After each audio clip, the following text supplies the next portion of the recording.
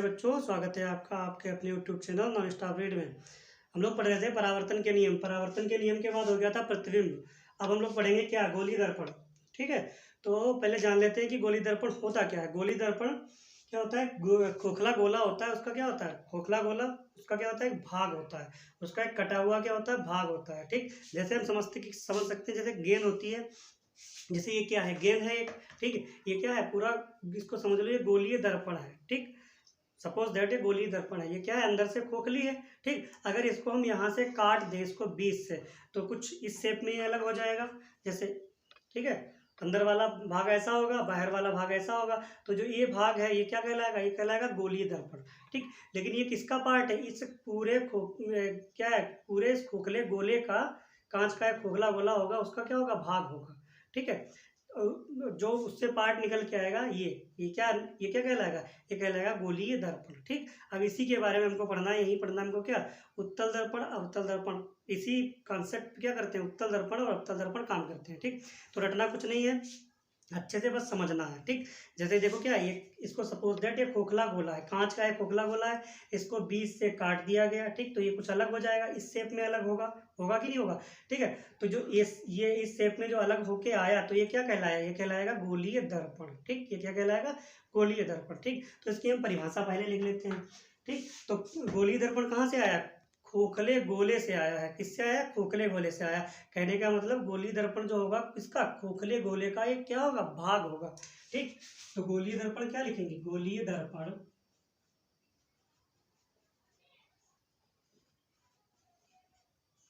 गोलीय दर्पण एक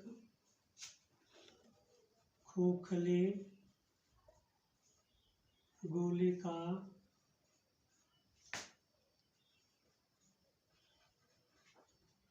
भाग होता है। किसका भाग होता है, खोखले गोले का भाग होता है। ठीक है, बताया, खोखला गोला है, उसको काट दिया, एक पार्ट अलग हो गया, तो वो क्या कहलाएगा, गोलीय दर्पण कहलाएगा। तो इसीलिए हम गोलीय दर्पण की परिभाषा क्या दे सकते हैं, गोलीय दर्पण एक खोखले गोले का क्या होता है, एक भाग होता है। ठीक है, अब देखते हैं इस पे परावर्तन कैसे होगा। ठीक, हमको परावर्तन देखना है। जैसे ये क्या है, ठीक, ये क्या है, हमारा एक दर्पण आ गया, ये गोलीय दर्पण हो गया। ठीक, अगर हमको इस वाले पृष्ठ से परावर्तन देखना है। ठीक, इस वाले परावर्तन का मतलब इस वाले पृष्ठ पे जब रे डाली जाएंगी तो यहाँ से परावर्तन होगा, लेकिन कब होगा, जब इस वाले जो है, इस अंदर वाले सतह पे हम क्या कर देंगे, पेंट कर देंगे। पेंट कर देंगे कहने का मतलब क्या होगा, टोटल जैसे जब लाइट पड़ेगी तो लाइट क्या होगी, इधर से उधर आर पार नहीं जा पाएगी, जब इधर पेंट होगा। जैसे हम लोग घर में शीशा देखते हैं, घर में शीशा जो होता है जिसमें हम लोग चेहरा देखते हैं, तो उसमें क्या होता है, एक तरफ पेंट होती है, पीछे उसको कभी खोल के देखना, तो उसमें एक तरफ क्या होती है, पेंट होती है। तो वैसे क्या कर देते हैं, इसके पीछे वाले, जैसे मान लो हमको यहाँ से देखना है, ये इस वाले भाग से हमको क्या करना है, हमें अपनी शक्ल देखनी है, तो जब तक पीछे पेंट नहीं होगा तब तक इसमें हमें क्या, अपना चेहरा नहीं दिखेगा ना। ठीक, तो हम क्या करते हैं, इधर वाले पे पेंट कर देते हैं, पेंट या कलई, हिंदी में क्या बोलते हैं, कलई कर देते हैं, इंग्लिश में क्या करते कहते हैं, पेंट कर देते हैं। इधर अंदर वाले भाग पे पेंट कर देते हैं, जब इस वाले भाग पे क्या किरणें पड़ेंगी तो वो क्या हो जाएंगी, यहीं से रिफ्लेक्ट हो जाएंगी। यही काम क्या होता है, शीशे में होता है। शीशा जब क्या होता है, जब अंदर वाला भाग उसका क्या होता है, पेंट हुआ होता है। ठीक है, तो हमको क्या होता है, जब हमारा चेहरा उसमें क्या होता है, चेहरा जब हम देखते हैं तो क्या होता है, दिखने लगता है। ठीक, सामने से क्या होता है, प्रकाश पड़ रहा है, प्रकाश क्या उसी से सतह से टकरा के क्या आ जाता है, वापस आ जाता है। ऐसे जब चेहरा हमारा उसमें देखते हैं तो क्या होता है, चेहरे हमको क्या अच्छा भी दिखाई देती है। अगर इधर पेंट नहीं करेंगे तो क्या होगा, तो हमको आर पार का दिखाई देगा। जैसे मान लो ये इधर से देखा, उधर की सामने वाली वस्तु दिखाई देगी, उसमें हमें क्या अपना चेहरा नहीं दिखाई देगा। और अगर इस पर रोशनी पड़ेगी तो क्या होगा, ये बाहर आ जाएगा।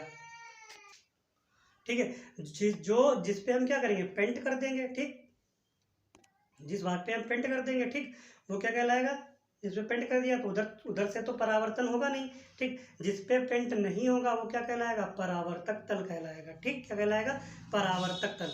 इस पे पेंट किया तो ये इस पे तो अब क्या होगा, इधर से तो क्या होगा, परावर्तन होगा ही नहीं, लेकिन इधर से क्या होगा, इधर से परावर्तन होगा। अगर इस पे पेंट नहीं होगा तो प्रकाश यहाँ से आएगा, इधर से वापस चला जाएगा, सॉरी इससे क्या निकल जाएगा, इधर से आएगा, इधर से क्या हो जाएगा, निकल जाएगा। ठीक है, जब इस पे हम पेंट कर देंगे तो इस पे टकराएगा और टकरा के क्या अपने माध्यम में लौट जाएगा। ठीक, तो ये कॉन्सेप्ट समझ में आया। ठीक है, तो आगे क्या लिख सकते हैं, गोलीय दर्पण एक खोखले गोले का भाग होता है जिसमें क्या होता है, जिसमें एक भाग पर कलई की होती है, कलई या पेंट, इसको क्या कह सकते हैं, पेंट की होती है तथा दूसरा भाग क्या होता है, दूसरा भाग परावर्तक तल होता है। दूसरा भाग जिस पे पेंट की होती है, ठीक है, वो तो उस पर कुछ हो गई नहीं, ठीक है, जो सामने वाला बच गया वो क्या कहलाएगा, जैसे ये वाला क्या कहलाएगा, परावर्तक भाग कहलाएगा। क्या, परावर्तक तल या परावर्तक, दूसरा वाला भाग तथा दूसरा भाग परावर्तक तल कहलाता है, परावर्तक तल कहलाता है। ठीक, अब यहीं से हम समझेंगे, इसी से देखो, इसी से बन जाएगा हमारा उत्तल दर्पण और अवतल दर्पण। दर्पण कितने प्रकार के, 2 प्रकार के होते हैं, एक अवतल दर्पण, एक उत्तल दर्पण। ठीक, हमको उत्तल अवतल ही पढ़ना है। वैसे एक क्या होता है, समतल दर्पण भी होता है, जिसमें लोग क्या करते हैं, चेहरा देखते हैं। ठीक, तो ये गोलीय दर्पण के भाग पड़ रहे हैं, तो इसमें एक होता है अवतल, एक होता है उत्तल। अब देखो यहीं से सीखो। ठीक, जैसे हमने लिख दिया यहाँ पे अवतल दर्पण,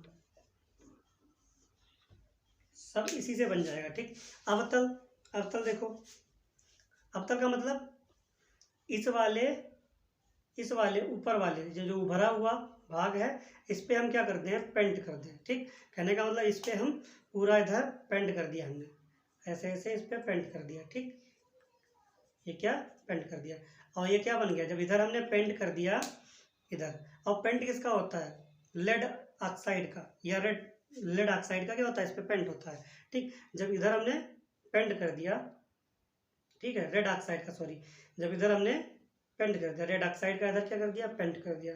ठीक, तो ये अंदर वाला क्या भाग बन जाएगा, परावर्तक तल बन जाएगा ना, परावर्तक तल। कहने का मतलब अब हमको चेहरा यहाँ से दिखेगा, कहने का मतलब इधर से रे आएंगी, ठीक, इसमें प्रकाश आएगा, तो यहाँ से क्या होगा, यहाँ से होगा क्या, परावर्तन। ठीक, इधर क्या कर दिया हमने, पेंट कर दिया, तो ये तो क्या हो गया, ऐसे बंद हो गया। अब परावर्तन कहाँ से होगा, अंदर वाले भाग से। तो ऐसे याद रखो, आ अवतल है, आ से अंदर, ठीक है, आ से अंदर, आ से अवतल। ठीक, तो जब अंदर वाले भाग से, या ये दबा हुआ भाग है, दबे हुए भाग से जब परावर्तन हो तो उसको बोलते हैं क्या, अवतल दर्पण। ठीक, जब दबे हुए भाग से, दबा हुआ तो है अंदर को, ठीक, जब दबे हुए भाग से परावर्तन हो तो उसको बोलते हैं अवतल दर्पण। आ से याद रखो अवतल, आ से अंदर, अंदर या दबा हुआ। ठीक, तो इसकी परिभाषा कैसे लिखेंगे, जब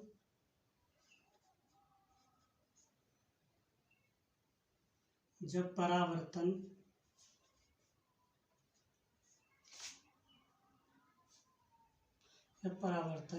दबे हुए या अंदर वाले भी लिख सकते हैं, अंदर जब परावर्तन दबे हुए या अंदर वाले भाग से होता है,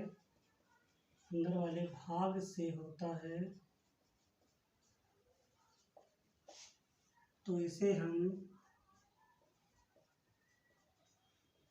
हम क्या कहते हैं, तो इसे हम अवतल दर्पण कहते हैं।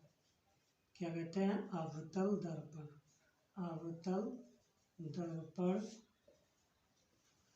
कहते हैं। ठीक, अवतल दर्पण कैसे समझ सकते हैं, ऐसा तो कुछ बनेगा, इधर ये हमने क्या कर दिया, इधर पेंट कर दी।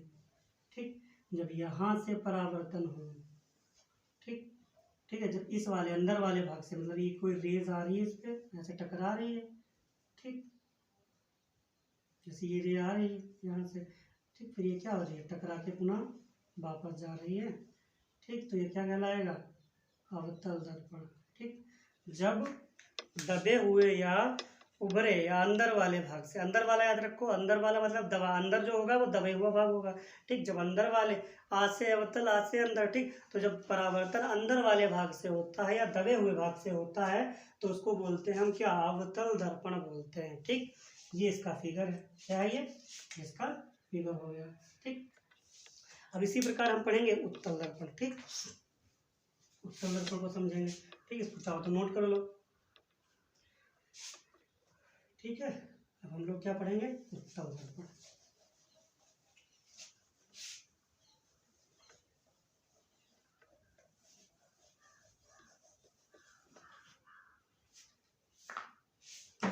अब देखो उत्तल दर्पण के बारे में पढ़ेंगे। उसे उत्तल ऊ से ऊपर, उसे क्या होता है, उत्तल ऊ से ऊपर, ठीक। अब क्या पढ़ेंगे हम लोग, उत्तल दर्पण पढ़ेंगे। देखो उत्तल दर्पण में क्या होता है, ऊ से उत्तल, ऊ से ऊपर, ठीक। ऊ से क्या होता है, उत्तल, ऊ से ऊपर। जब परावर्तन कहाँ से हो, इस उभरे हुए भाग से हो, ठीक।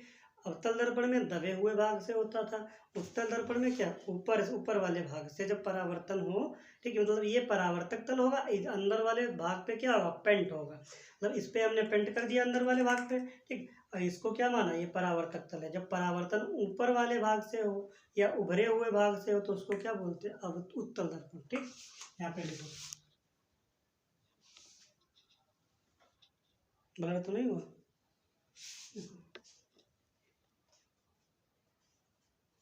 जब परावर्तन,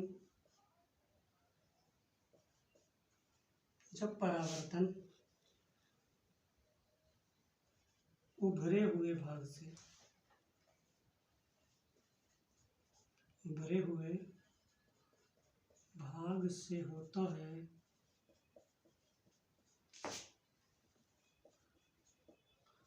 तो ऐसे दर्पण को, तो ऐसे गोलीय दर्पण को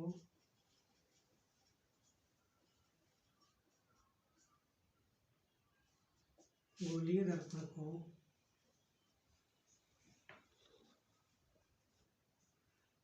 उत्तल दर्पण कहते हैं। जब परावर्तन उभरे हुए भाग से होता है तो ऐसे गोलीय दर्पण को क्या कहते हैं, उत्तल दर्पण कहते हैं, ठीक है। रटना तो नहीं है कुछ, क्या है, अपने शब्दों में भी लिख सकते हो उसको बना के। जब परावर्तन उभरे हुए भाग से, याद करने तरीका क्या, देखो ऊ से उत्तल, ऊ से उभरा, ठीक। ऊपर वाले भाग से जब, या उभरे हुए भाग से जब परावर्तन हो तो अंदर वाला भाग क्या हो, इस पे पेंट हो, ठीक है। ये परावर्तक तल हो गया। इससे जब उभरे हुए भाग से जब परावर्तन होता है तो इसको हम क्या बोलते हैं, उत्तल दर्पण बोलते हैं। क्या बोलते हैं, उत्तल दर्पण। अब देखो इसका चित्र कैसे बनेगा, ऐसे बना लिया हमने, ठीक। ये अंदर वाले भाग पे पेंट हो गया। ये जो दिखाया जा रहा है इसको मतलब क्या है, ये पेंट है, ठीक। तो ये कहाँ से, ऊपर वाले भाग से, तो ये उभरा हुआ भाग है, तो इससे जब परावर्तन होगा, ठीक। जैसे ये रेज आई तो यहाँ से क्या हो गई, ये रिफ्लेक्ट हो गई। रिफ्लेक्ट का मतलब वापस चली गई, ठीक। तो ये किसका उदाहरण हो गया, उत्तल दर्पण का। किसका, उत्तल दर्पण, ठीक। चित्र बन गया उत्तल दर्पण का, ठीक है। अब आगे चलते हैं।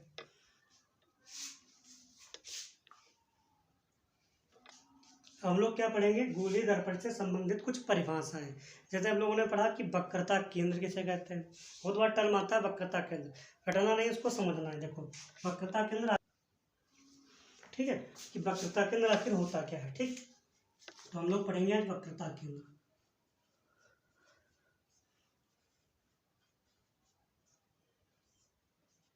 समझो, देखो वक्रता केंद्र क्या होता है। दर्पण हमने किससे काटा है, दर्पण इस गेंद से काटा है। गेंद का मतलब ये क्या है, खोखला गोला है, ठीक। इस गेंद से हमने क्या काटा है, दर्पण को काटा है। तो कहने का मतलब ये खोखला गोला कैसा रहा होगा, ठीक।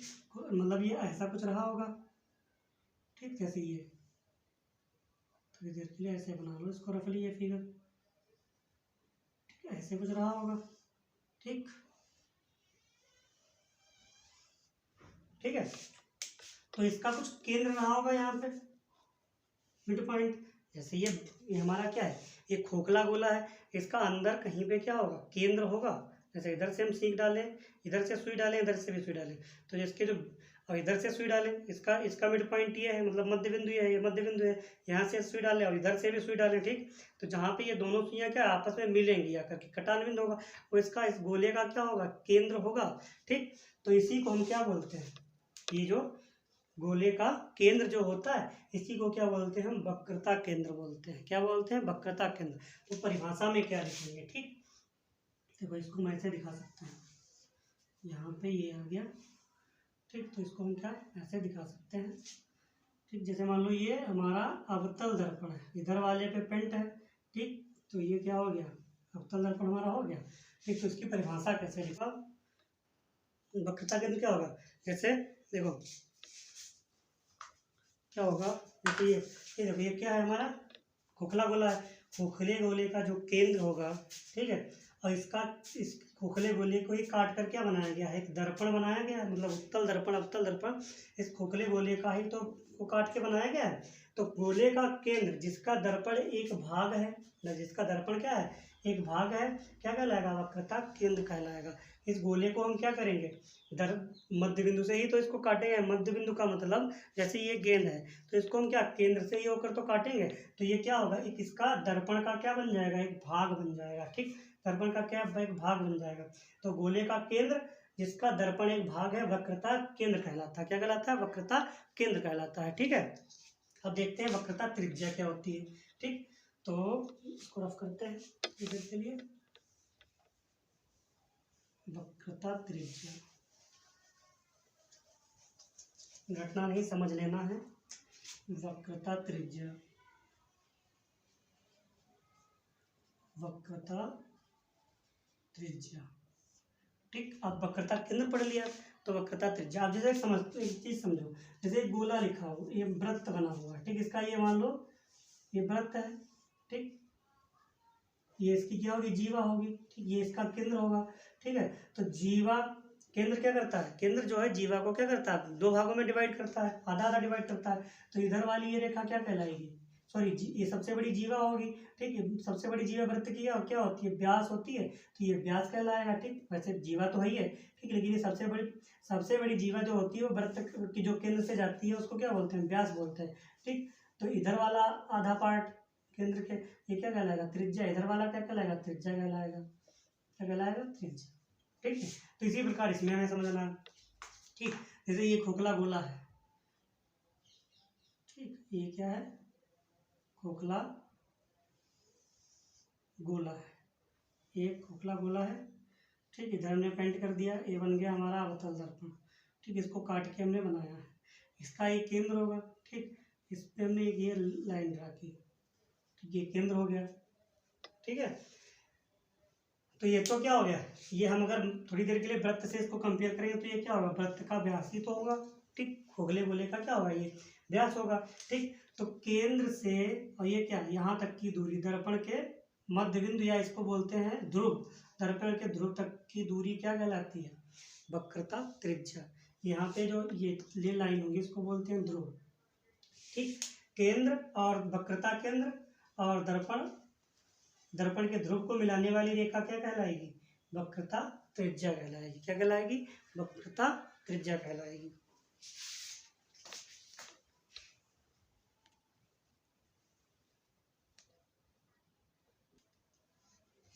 या इसकी कैसे परिभाषा दे सकते हैं, गोले की त्रिज्या, भाई गोले की भी तो त्रिज्या होगी।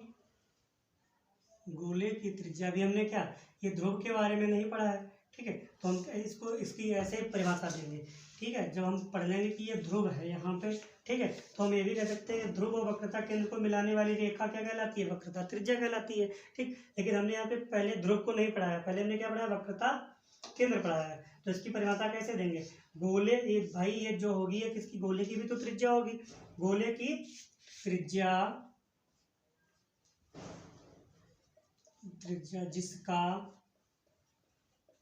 जिसका दर्पण एक भाग है। क्या है, दर्पण एक भाग है, वक्रता त्रिज्या कहलाती है। क्या कहलाती है, वक्रता त्रिज्या कहलाती है, वक्रता त्रिज्या कहलाती है। गोले की त्रिज्या, ये गोले की त्रिज्या होगी। ठीक, यहाँ से यहाँ तक इसको, ठीक, तो इसको बोलते हैं कैपिटल आर, आर से डिनोट करते हैं। ठीक, गोले की त्रिज्या जिसका दर्पण एक क्या है, भाग है, उसको हम क्या बोलते हैं, वक्रता त्रिज्या बोलते हैं। इसको हम कैपिटल आर से भी डिनोट करते हैं। ठीक, ये क्या कहलाएगी, वक्रता त्रिज्या कहलाएगी। ठीक, अब हम लोग पढ़ेंगे दर्पण का ध्रुव।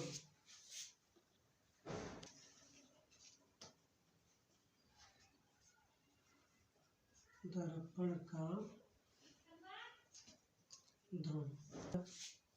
ठीक, देखो अब दर्पण का ध्रुव क्या होता है। जैसे ये दर्पण हमारा बना होगा, ठीक, सपोज दैट हमने इधर क्या कर दिया, पेंट कर दिया, बन गया अवतल दर्पण। ठीक, अंदर वाले भाग से होगा। तो जो इस दर्पण का मध्य बिंदु होगा, इसका जो मध्य बिंदु होगा, इधर से बराबर दूरी, इधर से बराबर दूरी, तो जहाँ पे ये मिड पॉइंट होगा इसका मध्य बिंदु, वो क्या कहलाएगा, दर्पण का ध्रुव कहलाएगा। इसे हम P से डिनोट करते हैं। क्या, P से, इसको बोलते हैं ध्रुव। ठीक, तो यहाँ पे क्या परिभाषा लिखेंगे, परावर्तक तल का, ये परावर्तक तल होगा, मतलब इससे क्या होगा, इससे क्या होगा, परावर्तन होगा। ठीक, परावर्तक तल से कंफ्यूज मत होना, मतलब ऐसा तल जिससे क्या होता हो, परावर्तन होता हो, जिससे क्या होती हो, रे मतलब किरणें टकरा कर क्या वापस जाती हो, तो उसको क्या बोला जाता है, परावर्तक तल बोला जाता है। ठीक, तो परावर्तक तल के यहाँ पे लिख देंगे, परावर्तक तल के मध्य बिंदु को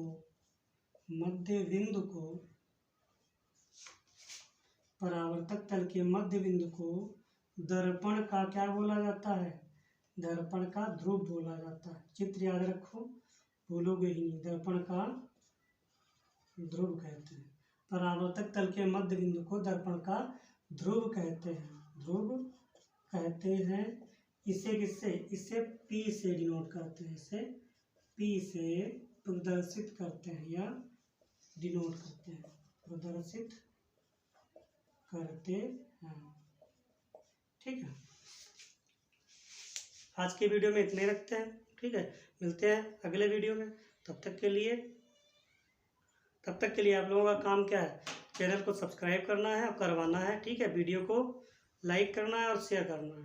ठीक है, ताकि ये वीडियो क्या हो, ज़्यादा से ज़्यादा लोगों के पास पहुँचे, इससे ज़्यादा से ज़्यादा लोगों को बेनिफिट मिले। वीडियो अगर अच्छी लगती है तो कमेंट करिए, अगर बेकार भी लगती है तब भी आप लोगों को क्या करना है, कमेंट करना है। जहाँ पे गलतियाँ होती हों आप लोग बताएं। ठीक है, तो उसको क्या किया जाएगा, उसमें क्या है, सुधार किया जाएगा, उसको इम्प्रूव किया जाएगा। तब तक के लिए धन्यवाद।